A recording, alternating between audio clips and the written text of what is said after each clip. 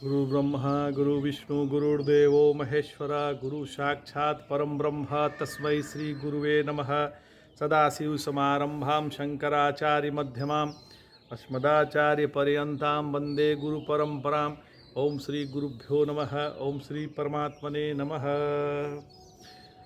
हम लोग जनक याज्ञवल्क्य संवाद पढ़ रहे हैं जो बृहदारण्यक उपनिषद पर आधारित है।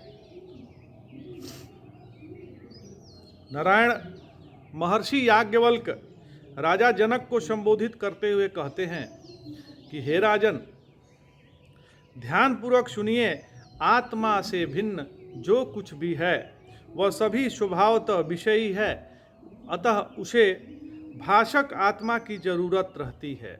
उस विषय की भी जो विषय भास रहा है वो भी आत्मा के चलते ही भास रहा है। जैसे सब कुछ सूर्य द्वारा प्रकाशित है, उसी प्रकार ये जितने विषय दिख रहे हैं सब उस आत्मा द्वारा प्रकाशित है। अपने भाषक को वह अनात्म पदार्थ भाषित करे यह संभव नहीं है। प्रभा और अप्रमा के कारण प्रभा उसका विषय और फल, अप्रभा तथा उसके विषय व फल, ये सभी अपनी सिद्धि के लिए प्रमातृत्वोपलिच्छत साक्षी का सहारा चाहते ही हैं। अतः इनमें से कोई भी आत्मा को विषय कैसे करे? जो विषय है वो आत्मा को कैसे विषय करेगा? तो यहाँ प्रमा का अर्थ है उस वृत्ति से है जिसके विषय का व्यवहार सीमाओं से में बांध नहीं होता है, और उसका विषय घट आदि संसार है, और फल का अर्थ है आवरण निवृत्ति। जिस विषय का व्यवहार भूमि में ही बाध हो जाए उसे मानो विषय करती वृत्ति अप्रमा, जिसका फल भी मानो वैसे ही निवृत्ति है। मानो इसलिए कि भ्रम में ज्ञान से स्वतंत्र विषय और उसका निवर्तनीय आवरण अमान्य है। देखिए, जिसकी आंखें स्वस्थ है उसके लिए दूध सफ़ेद ही रहता है, जो दूध दिखता है वो सफ़ेद रहता है।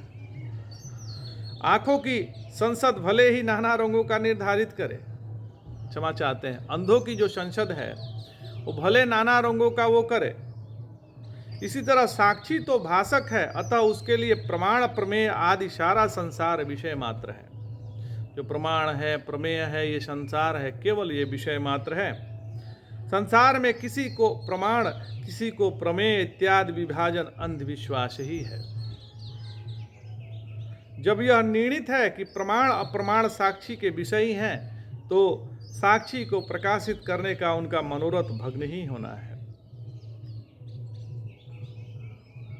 विषय कहते हैं फल के आश्रय को, विषय फल के आश्रय को कहते हैं।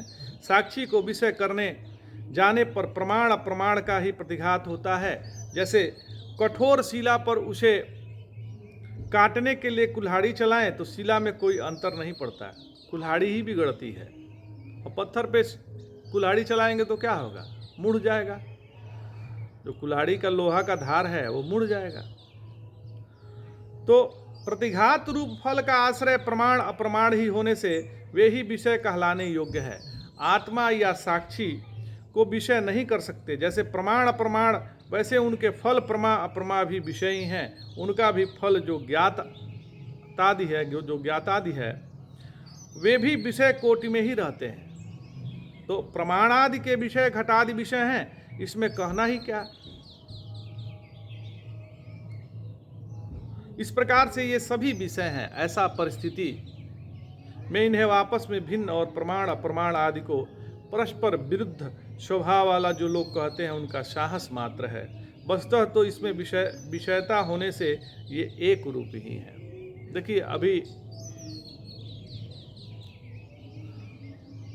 संत रविदास जयंती कल 24 तारीख को थी, तो कल से ही जो हरिजन बस्ती में हैं वो लोग खूब बाजा बजा रहे हैं, गाना गा रहे हैं। तो हमको चंदा मांगने भी लोग आए थे, कहे कि भाई चंदा दे दीजिए महाराज। तो हम कहे ठीक है, चंदा ले लीजिए। तो हम कहे कि ये बताइए इस चंदा का करेंगे क्या? चंदा से क्या होगा? तो भजन करेंगे, प्रसाद बनाएंगे, कीर्तन करेंगे। अब के देखिए, चंदा से तो आप डीजे करेंगे, नाचेंगे, गाएंगे और मौज करेंगे, लेकिन रविदास नहीं हो पाएंगे। पूजा के लिए बहुत चंदा की आवश्यकता नहीं है। आजकल बड़े बड़े चंदा मांग के मंदिर बनाए जाते हैं, बड़े बड़े चंदा मांग के यज्ञ किए जा रहे हैं। तो इससे क्या होगा? जब पैसे से ही ये सब होगा तो जाहिर सी बात है कि आप विषयी बनेंगे, विषय में ही आप रत रहेंगे, और जो विषय से परे है, जो अपनी आत्मा है, उससे आप दूर हो जाएंगे। यज्ञ खराब नहीं है, लेकिन मांग के यज्ञ करना कि हमें यज्ञ कर रहे हैं, बड़ा वो कर रहे हैं, इतना हमको दीजिए, तो ये खराब है। अब कोई ब्राह्मण ही आया आपके पास, आप पूजा कराने चाह रहे हैं कि आप चलो रुद्राभिषेक कराएंगे, ठाकुर जी का पूजा कराएंगे। तो आपने पूजा कराया, उससे पहले ही उन्होंने कहा कि हम इतना लेंगे। इसका मतलब वो वेद को बेचना चाह रहे हैं, उसका किराया लेना चाह रहे हैं। तो आप तो बुलाए हैं ब्राह्मण देवता को, तो आप निश्चित ही देंगे, लेकिन उनका लालच आ गया कि भाई हमको तो इतना चाहिए। मतलब ये जो है, इनको भगवान से कोई लेना देना नहीं है। वो भगवान की पूजा करके अपने को कृत्य नहीं समझते हैं। उनके पूजा से जो रुपया मिलेगा उससे ये कृत्य होंगे। तो ऐसे लोगों को भगवान से दूरी हो जाती है। तो हम भी अपने भगवान से, अपने स्वरूप से दूर हो गए हैं। और स्वरूपतः तो हम वही हैं, लेकिन विषयों में, भोगों में इतने आसक्त हैं कि हम मुख्य जो स्वस्वरूप है उससे दूर होते जा रहे हैं। जिससे आप ये विषय प्रकाशित हैं, वो प्रकाशमय हम हैं, और हम अपने से ही दूर हो गए हैं। हे राजन, कहते हैं, आगे कहते हैं कि प्रमाण को विभिन्न मानकर निर्वचन की कोशिश गलत है। यह विचार से निर्णित हो जाता है। अप्रमाण का निर्वचन करने के लिए उसका स्वरूप बताना होगा। वह प्रमाण से ग्रहण होता है या अप्रमाण से। यदि अप्रमाण का स्वरूप अप्रमाण से ताचला कर निर्वचन में प्रवृत्ति है, तब स्पष्ट ही निर्वचनकर्ता की भ्रांतता है। यदि कहो कि अप्रमाण को प्रमाण से जाना जाता है, तब भी कहना अटपटा है, क्योंकि प्रमाण के ग्राहक को प्रमाण कहना बनता ही नहीं है। विशिष्ट ही अप्रमाण होगा, अतः उसका ग्राहक भी मिथ्यार्थ को विषय करेगा, जिससे वह प्रमाण कहला नहीं सकता। यदि मिथ्यार्थ गोचर को भी प्रमाण कहो, तब प्रमाण अप्रमाण इस विभाजन का कोई मायने ही नहीं रहेगा। इतना ही नहीं, यह निर्णित भी नहीं कि प्रमाण हमेशा प्रमाण ही रहे। रूप की अपेक्षा से चक्षु प्रमाण मानी जाती है। रूप जो आप देख रहे हैं बड़ी सुंदर है, बड़ा खराब है, इसका प्रमाण कौन दे रहा है? अपनी आंख दे रही है। लेकिन गंध के अपेक्षा से वही अप्रमाण हो जाता है। गंध का कौन करेगा? नाक देगा। अतः प्रमाण अप्रमाण तो वादियों के अनुसार बदलते हैं। इस पर विचार करना व्यर्थ ही है। इस पर विचार करना भी व्यर्थ है। जब अप्रमाण को प्रमाण गोचर मान लिया, तब प्रमाण की भी प्रमाणता रह कहाँ गई? रज्जु के ज्ञानों में, रस्सी के ज्ञान से जैसे प्रमाणता नहीं, वैसे ही अप्रमाण ग्राहक होने पर प्रमाण भी नहीं रहेगी। जैसे हम समझ गए कि ये रस्सी है, सर्प नहीं है, तो फिर प्रमाण की क्या आवश्यकता है? प्रमाण अप्रमाण रूप साधनों के बारे में जो बताया गया है, उनका विभक्त निर्वचन संभव नहीं। वह प्रमा और अप्रमा के बारे में भी समझ लेना चाहिए। प्रमा का ग्रहण किससे होगा? यदि अप्रमा से हो तो अप्रमा विषय होने से प्रमा भी अप्रमा होगा, और भिन्न हो तो अन्योन्याश्रय चक्र तथा अनवस्था का मार्ग खुल जाएगा। जब प्रमा अप्रमा के कारणों और उससे अन्य प्रमा अप्रमा वृत्तियों का भेद ही प्रमाण सिद्ध नहीं होता, तब प्रमाणादि आश्रित भेद वाले फल में भेद प्रमाणिक नहीं हो सकता। इससे कहना ही क्या। कितना सुंदर गुरुदेव भगवान ने बताया है।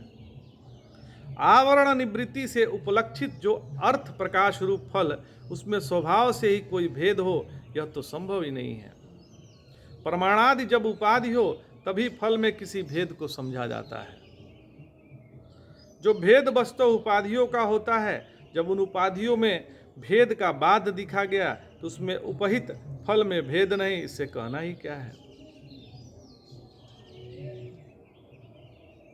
हे राजन, जब भेद दर्शन की सामग्री ही प्रामाणिक हो नहीं सकी तब विषयों में प्रामाणिक भेद नहीं है, इसमें कोई संदेह नहीं। प्रमारूप ज्ञान से ही विषय सत्ता को निर्णय करना चाहिए। यदि ज्ञान अप्रमा होगा तो कहीं कोई विषय कभी सिद्ध नहीं होगा। ज्ञान अप्रमा होगा तो विषय सिद्ध नहीं होगा।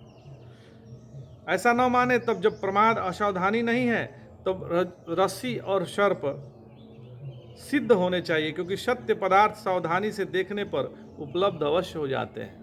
यदि आप सावधानी से देखते हैं तो पता चल जाएगा कि रस्सी है, सांप नहीं है। तो इसलिए विषय भेद किसी प्रमाण से सिद्ध नहीं है। देखिए, यह जो चल रहा है हम लोग का सत्संग, ये बहुत सूक्ष्म है। इसको हृदयंगत करने के लिए थोड़ा सा समय तो लगेगा ही, लेकिन समझ में आने लगेगा।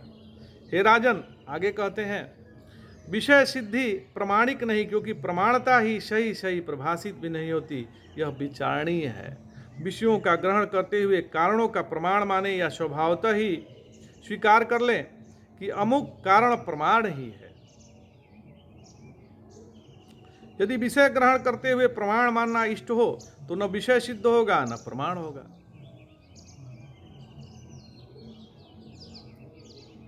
प्रमाणिक विषय ग्रहण करें तभी कारण प्रमाण हो, प्रमाण सिद्ध होने पर विषय प्रमाणिक होगा। इस प्रकार दोनों की सिद्धि एक दूसरे की अपेक्षा रहेगी, जिससे अन्योनाश्रय दोष स्फुट है। इससे बचने के लिए यदि प्रामाणिकता को स्वाभाविक माने तो शंका होगी कि जब अप्रमाणता भी स्वभावतः ही क्यों न मानी जाए। प्रमाण होना निरपेक्ष अतः औत्सार्गिक है, जबकि दोष समझ आने पर प्रमाणता पता चलती है, अतः यह परतः होना ठीक है। तो इस प्रकार प्रामाणता जो है, सिद्ध न होने से तुम्हारे मत का अनुसरण करने पर हमें विषयों की सत्ता में कोई प्रमाण मिल नहीं रहा है। विषयों की तो कोई सत्ता ही नहीं है, क्योंकि उसको सत्ता तो हमारे इंद्रिय दे रहे हैं, और इंद्रिय की भी कोई सत्ता नहीं है, क्योंकि उसकी सत्ता तो मन दे रहा है। और मन की भी कोई सत्ता नहीं है, क्योंकि वह चैतन्य से वो है। ये तो चिदाकाश में वो दर्पणवत जो है दिख रहा है। मन भी कहाँ है? मन है नहीं। तो प्रमाण प्रमेय, इसमें कोई अवयव ही प्रमेय यदि यह चतुष्टय नहीं होगा, अर्थात प्रमाणिक एवं प्रमेय नहीं होगा, तो प्रमा आदि व्यवहार साधक कैसे होंगे? क्योंकि अप्रमाणिक को तार्किक व्यवहार का साधक नहीं मानता। देखिए, ये विषय है ही नहीं, ये सब परमात्मा है। हम ही विषयों में समझते हैं, विषयों में रस खोजने लगते हैं, जबकि सबके रस तो भगवान ही है, परमात्मा ही है। तो आज इतना ही महाराज। जय जय शंकर, हर हर शंकर, नमामि शंकर, भजामि शंकर, नमः पार्वती पतये, हर हर महादेव शंभो।